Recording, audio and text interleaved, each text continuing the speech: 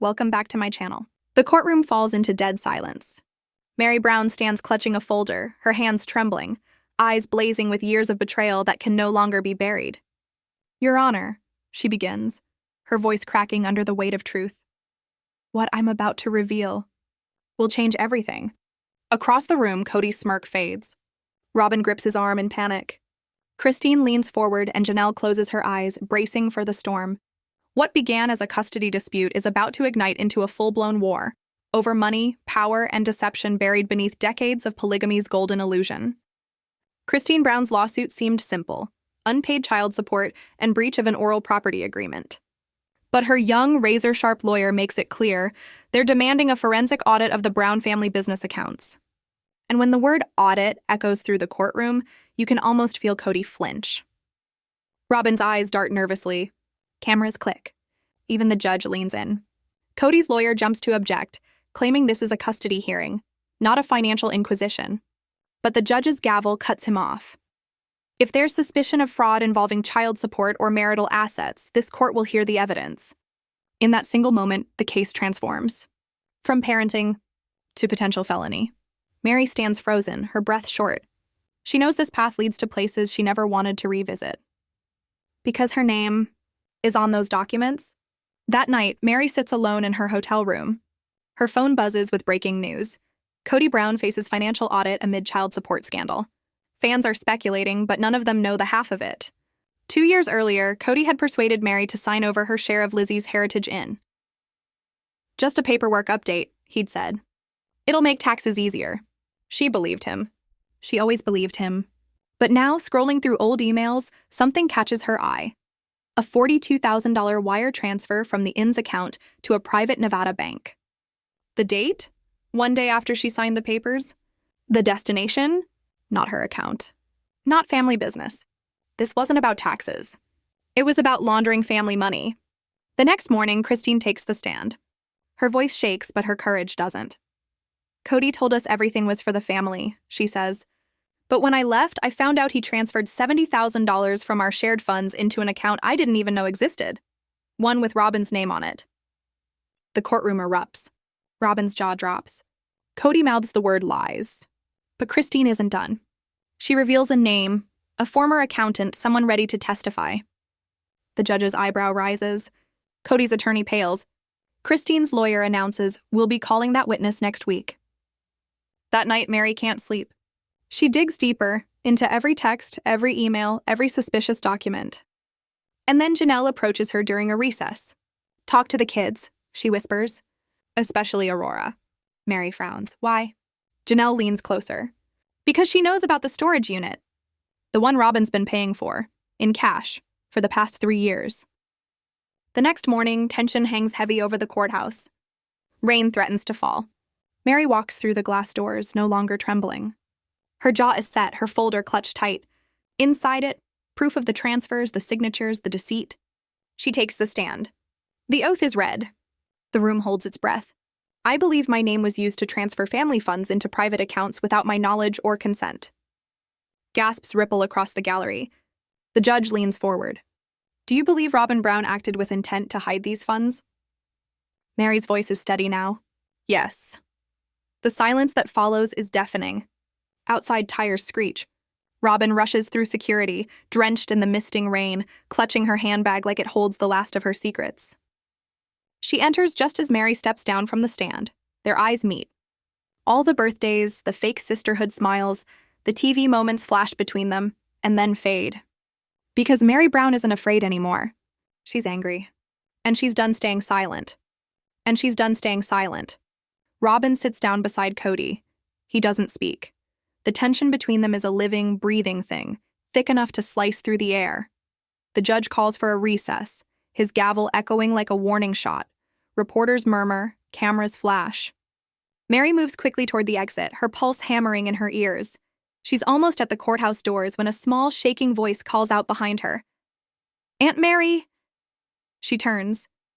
It's Aurora, pale, trembling. Her eyes dart around as if she's afraid the walls themselves might be listening. "Can we talk?" she whispers. They step into a narrow alcove, hidden from the reporters. Aurora's hands tremble as she pulls a tiny, crumpled receipt from her purse. A receipt with an address and a 4-digit code. "I found this in Mom's glove box 2 years ago," she confesses, her voice cracking. "She made me swear I'd never tell anyone. But after what you said in there..." Mary's breath catches. "What's in there?" Aurora shakes her head. "I don't know. She always went alone." And just like that, Meri realizes she's holding the key to Robyn's secret, a location hidden in plain sight, one that could unravel everything. That night, rain gathers over Flagstaff like a storm of consequence. Meri drives out to the edge of town. The road narrows. The sky darkens. Her headlights cut through the mist until she stops before a lonely row of rusted metal storage units. Unit 17. No cameras, no witnesses, just Meri and the truth. She enters the code. Beep. Click. The door lifts with a groan. Dust swirls in the cold air. Inside, the small 10x10 room is stacked high with cardboard boxes, each one labeled in Robyn's neat, looping handwriting. Receipts. Taxes. Contracts. Scrapbooks. But something catches her eye. A large metal cabinet under a tarp in the corner. She lifts the cover. It's locked, with a yellow sticky note taped to the front. One word: trust. Her stomach twists. She searches nearby drawers until her fingers brush against a small brass key taped to the side. It fits. The drawer slides open with a metallic screech. Inside are rows of manila folders, each labeled with a name: Christine, Janelle, Meri, Family Trust, Coyote Pass, and the thickest of all, Kody. Meri flips through the pages, her breath quickening. Deeds, wire transfers, notarized documents. And then she freezes, staring at one paper that makes her knees weaken. A signed, notarized amendment showing Kody and Robyn restructured the Brown family trust, giving Robyn 51% control. Not recently. Not after the separations. 5 years ago. This wasn't a reaction. It was a plan. While the family was crumbling on camera, Kody and Robyn were quietly taking everything. Meri photographs everything, every page, every signature. Her hands are shaking, but her resolve is steel. She locks the cabinet, closes the door, and drives away under the storm clouds, headlights cutting through the night like blades. The next morning, she meets Christine and Janelle in a small, deserted conference room at the courthouse. The blinds are half closed. The tension, suffocating. Meri spreads the folders across the table. Christine gasps. "Oh my God." Janelle presses a trembling hand over her mouth. "It was never about the kids," Christine whispers. "They were stealing from all of us." Meri nods. Robyn signed it, but Kody knew. He let it happen. Silence fills the room, the kind that only exists before a revolution. Then Janelle, calm and calculated, breaks it. "We're not filing civil claims anymore," she says quietly. "We're going for criminal charges." Christine blinks, stunned. "Do you really think the judge will go for it?" "No," Janelle replies, her tone icy. "But the IRS will." The sisters are done playing defense. They're going after the empire Kody built on deceit. Back in court, Kody's lawyer argues that the storage unit evidence was obtained illegally, but Meri stands her ground. "I was given access by someone who lived in the household," she says firmly. "That makes it fair discovery." The judge agrees, and the documents are entered into the record. Kody's face drains of color. Robyn, usually trembling and tearful, sits motionless. Her eyes are glassy, her hands clasped. For the first time, she looks afraid. As the hearing ends, the judge slams his gavel. Given the scope of the evidence, this court will expand the case to include financial misconduct. Kody bursts out, "This is persecution!" The judge's voice cuts through the chaos. "No, Mr. Brown, this is justice!" Meri walks out into the cool autumn air. Her phone buzzes. Unknown number. 3 words. "You missed something." Her heart stops.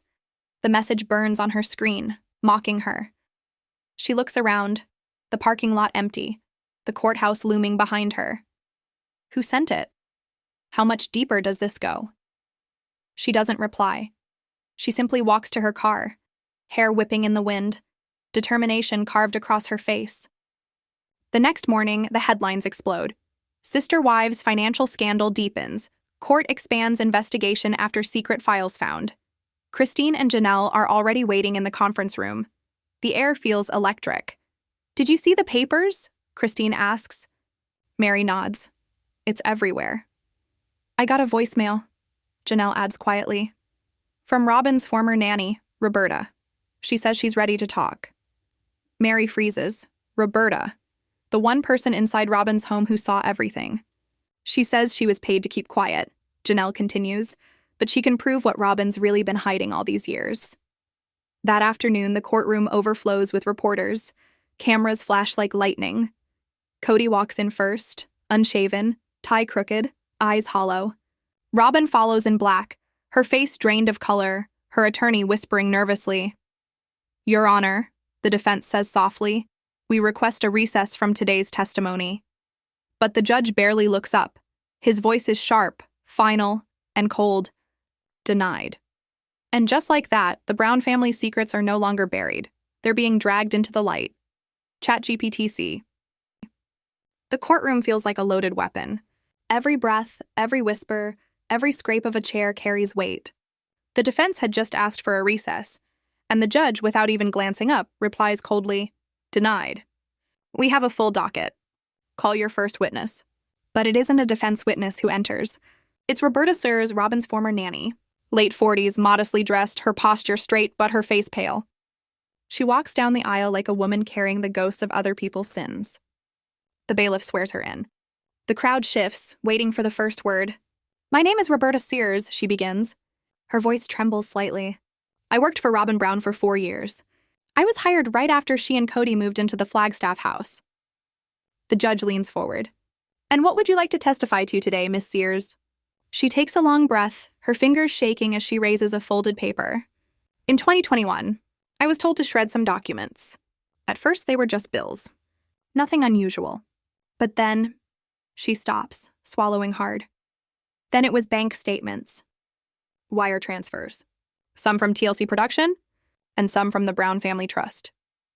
A collective gasp rolls through the courtroom like a shockwave. Even the reporters stop typing. Kody's face drains of color. Robyn grips the table, her knuckles white. The judge raises an eyebrow. "Are you saying you were instructed to destroy financial documents linked to family accounts?" "Yes, Your Honor," Roberta says, voice breaking. "I didn't know what I was part of, but I couldn't live with it anymore." Kody mutters under his breath, something sharp, something bitter. The judge slams his gavel. Mr. Brown remains silent during witness testimony. Christine's attorney steps forward, calm but coiled like a spring. "Miss Sears, what happened to those documents?" Roberta exhales. "One day I got scared. I made copies, just in case." From her purse, she produces a small plastic envelope. 4 crumpled papers, edges frayed. The clerk collects them, passing them to Christine's lawyer. He scans the pages, jaw tightening as he looks up. "These are bank deposits," he says, voice echoing, "from the Brown Family LLC into an independent shell company, one that Robyn Brown owns entirely." The courtroom stirs again. The judge frowns. "And the name of that company?" The lawyer answers slowly, "Sacred Circle Holdings." Janelle bolts upright. "That's her old jewelry business," she mutters. Christine turns to her, stunned. The attorney nods. "It was dissolved in 2017, at least publicly. But this evidence shows it was quietly reactivated in 2020 and used to divert more than $180,000 from family accounts into private holdings." Kody's face turns ghost white. Robyn lowers her head. Her lips move, barely audible, but Meri catches the words. "They told us it was temporary." The judge straightens. "Given this testimony, I'm ordering a forensic audit of Sacred Circle Holdings. Effective immediately." The defense collapses under its own weight. The cameras flash. The Brown Empire is unraveling before everyone's eyes. When the lunch break is called, Meri steps outside, pressing a hand to her chest. The crowd, the noise, the whispers, it's too much. She pulls out her phone, staring at that cryptic text again. "You missed something." She dials the number. No answer, she tries again. Straight to voicemail.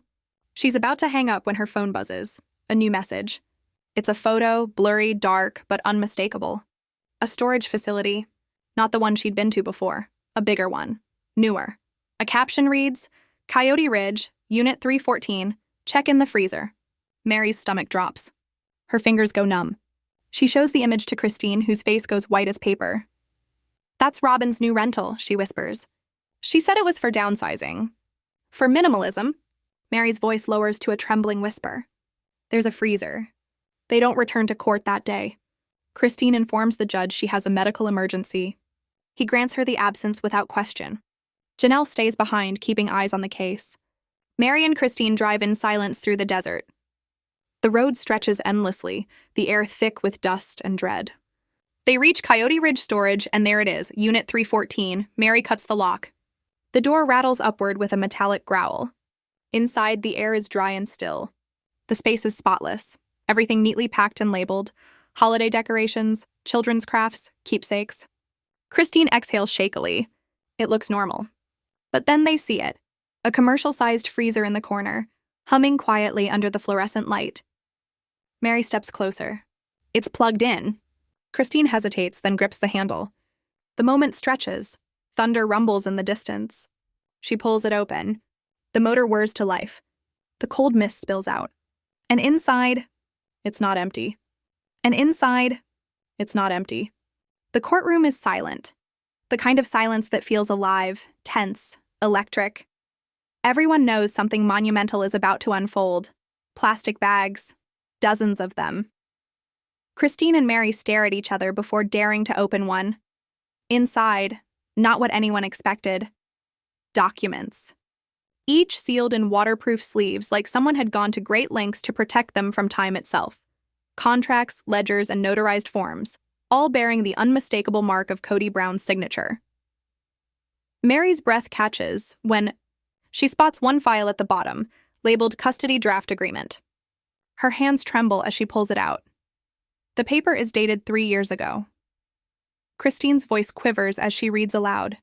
Sole guardianship of Robyn's children, and potential guardianship of all minor children, in the event of dissolution of the family trust. Meri nearly collapses. The reality hits like a thunderclap. Kody and Robyn hadn't just prepared for a family fallout, they had scripted it, planned it, and legally maneuvered to seize everything before Christine ever walked away. This isn't financial fraud anymore, Christine whispers, her voice breaking. This was a takeover, disguised as heartbreak. The drive back to court is silent. The Arizona sun blazes outside, but inside that car, it's cold, the kind of cold that seeps into the bones. Meri scrolls through her phone, photos of the freezer documents sitting like ticking time bombs in her gallery. When they return, Janelle stands waiting near the courtroom doors, her expression a mixture of fury and grim satisfaction. The judge ordered a full audit, she says quietly. And the IRS has officially requested the family trust records. It's the first real blow Kody and Robyn have taken, and they feel it. Kody's jaw tightens, his fists clench. You're taking her side, he screams, pounding the table so hard that pens scatter across it. You've always taken her side. The judge's gavel strikes like thunder. Mr. Brown, one more outburst and I'll have you removed. But before Kody can respond, it's Robyn who breaks. She stands, tears streaking her face, her voice cracking under the weight of what she's carried. You told me it was protected. You said they'd never find it. The courtroom freezes. Cameras zoom in.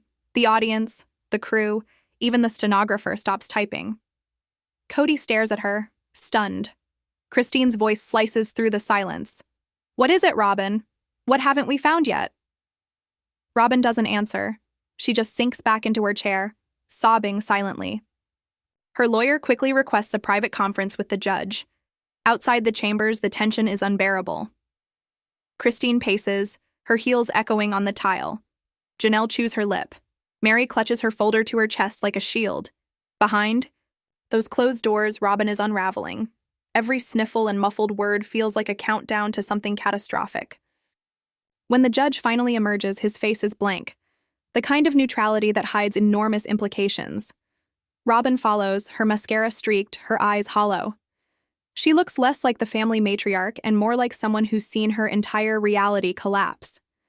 The judge clears his throat. This case, he says firmly, is no longer about financial disputes. We're looking at misrepresentation, concealment, and fiduciary breach. Criminal referrals are being prepared. Kody's face drains of color. Robyn, trembling, finally turns toward Meri, whispers something inaudible. Then her lips form two words. I'm sorry. And for the first time, Robyn Brown looks afraid. When court reconvenes, Christine's attorney rises immediately. His voice is steady but edged with controlled fury. Your Honor, we move to admit the Sacred Circle freezer documents as Exhibits 18 through 34. Gasps ripple across the room as the sealed bags are laid on the evidence table, a visual testament to years of deceit, greed, and manipulation. These, the attorney continues, demonstrate a consistent pattern of financial concealment, spanning half a decade, with the signatures of both Robyn and Kody Brown. Kody's attorney leaps up. Objection! Overruled. The judge cuts him off. We've been here before, counselor. Sit down. Then Christine's lawyer drops the real bombshell. Your Honor, we also have a 5-minute surveillance video taken outside the Coyote Ridge storage unit. We'd like to play it for the record. Kody's head snaps up. Robyn's lips part slightly. A visible panic flickers between them. The lights dim. The screen flickers to life. Grainy footage. A black SUV. Robyn steps out, gloved, cautious. She opens Unit 314, carrying something thick and heavy. A black binder labeled Coyote Pass. She sets it inside the freezer, locks the door, and drives away. When the video ends, the silence is suffocating. The judge exhales slowly. I've seen enough, he says flatly. Robyn's lawyer stands. Your Honor, my client wishes to make a statement. Robyn rises. Her voice trembles, but it's steady enough to be heard. I was scared, she says quietly.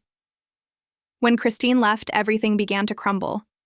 Kody told me the only way to save us was to consolidate everything. The money, the land, the show income, all of it. He said we'd be the foundation, the last ones, standing. Her eyes drift toward the cameras at the back of the room. I believed him. I signed whatever he put in front of me. I shredded things, hid receipts, lied about taxes. I thought I was protecting my family. But when he made Meri sign over the inn, that's when I realized he wasn't shielding us. He was shielding himself. The courtroom hangs on every word. It's not just a confession. It's a public unraveling. Kody slams his hand on the table again. You're unbelievable. You told me you were with me. Robyn fires back through tears. Because I thought you loved me. Because I thought this was a family, not a fraud. The judge pounds the gavel. Enough, Mr. Brown. One more word and I will hold you in contempt. Kody sits, breathing heavily, eyes burning holes through Robyn. Christine rises, calm, resolute. Your Honor, I'm requesting a full asset freeze on all Brown Family LLC entities, including Sacred Circle Holdings and Coyote Pass Land Group, pending criminal investigation. The judge nods once. Granted. Meri exhales, the kind of release that comes after years of holding her breath. For the first time in over a decade, the balance of power has shifted. Robyn sits broken. Kody sits cornered. And the wives, the women who were once dismissed, silenced, and betrayed, now stand on the precipice of justice. The courtroom had gone silent. The air was thick, almost electric, when the judge said, Denied. We have a full docket. Call your first witness. But what happened next, no one expected. It wasn't the defense's witness who stepped forward. It was Roberta Sears, the nanny. Late 40s, quiet posture, modest dress, but the kind of eyes that have seen too much for too long. She moved with the weight of someone who had kept other people's secrets until now. As she raised her hand to be sworn in, you could feel the shift. Every person in that room leaned in closer. Christine crossed her arms. Janelle's face hardened. And Meri just went pale. My name is Roberta Sears, she said softly. I worked for Robyn Brown for 4 years. I was hired right after she and Kody moved into the Flagstaff house. The judge leaned forward. And what is it you'd like to testify to today, Miss Sears? Roberta hesitated, her voice trembling. Some papers, she said. I was told to shred them. At first, they were just bills, nothing strange. But later, it was bank statements, wire transfers, some from TLC, some from the family trust. Gasps broke through the silence. Robyn's own nanny was now confessing to destroying evidence. That wasn't just betrayal, and it was obstruction of justice. Kody muttered something under his breath. The judge immediately warned him to remain silent. Roberta continued. One day I got suspicious. I made copies of some of the papers, just in case. She opened her handbag and pulled out a small plastic envelope, worn from years of fear. Inside were 4 folded documents. The clerk collected them, passing them to Christine's attorney. His jaw clenched as he read. These are deposits from the Brown family LLC into a private company, one that Robyn owns entirely. The judge's eyes narrowed. And the name of this company? Sacred Circle Holdings, the attorney replied. Janelle shot upright. That's her old jewelry business. The one she said she shut down years ago. Christine's attorney nodded grimly. Publicly dissolved in 2017, but reactivated in 2020, used to funnel more than $180,000 from the family trust. Kody's face turned ghost white. Robyn lowered her head, whispering something only Meri heard. They told us it was temporary. That's when everything collapsed. The judge ordered a forensic audit of Sacred Circle Holdings. The defense team froze. The cameras panned in on Robyn, whose tears were no longer the kind that earned sympathy. They were the kind that reveal guilt. As court recessed for lunch, Meri stepped outside, overwhelmed. She pulled out her phone, staring at an old, cryptic message. You missed something. She called the number, no answer. She tried again, voicemail. Just as she lowered the phone, another message came through. This time, an image. A storage unit. Caption, Coyote Ridge, Unit 314, check the freezer. Her blood ran cold. Meri showed Christine, who went silent. That's Robyn's storage rental, she said. The one she claimed was for downsizing. Christine and Meri didn't go back to court that day. They told the judge it was a medical emergency. Instead, they drove straight to Coyote Ridge. The desert air cut sharp against their skin as they found Unit 314. The lock snapped. The door slid open. Inside, rows of boxes. Everything neatly labeled, Christmas decor, crafts, keepsakes. But in the far corner, a humming sound. A large commercial freezer, plugged in and running. Christine hesitated only for a second before opening the lid. Inside, dozens of plastic bags. Each sealed tight. They pulled one out. Inside, documents in waterproof sleeves, contracts, bank ledgers, notarized forms, some with Kody's signature, and one that made Meri's knees buckle, a custody draft agreement. It was dated 3 years ago, signed by both Kody and Robyn. It granted sole guardianship of Robyn's children and potential guardianship of all minor children to Robyn in the event of legal dissolution of the family trust. Christine read it out loud, her voice breaking. They were planning the downfall before the first wife even left. Meri whispered, We were never wives. We were liabilities. By the time they returned to court, everything had changed. Christine's lawyer had already received confirmation. The IRS was now requesting a full investigation into the Brown family trust. When the judge announced it, Kody lost control. You're taking her side, he screamed. You've always taken her side. Mr. Brown, the judge said sharply, one more outburst and you'll be removed. But before Kody could respond, Robyn broke down. She stood, sobbing, shouting across the courtroom, You told me it was protected. You said they'd never find it. The entire room froze.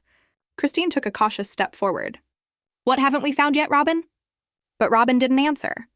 She just collapsed back into her seat, tears streaking her face.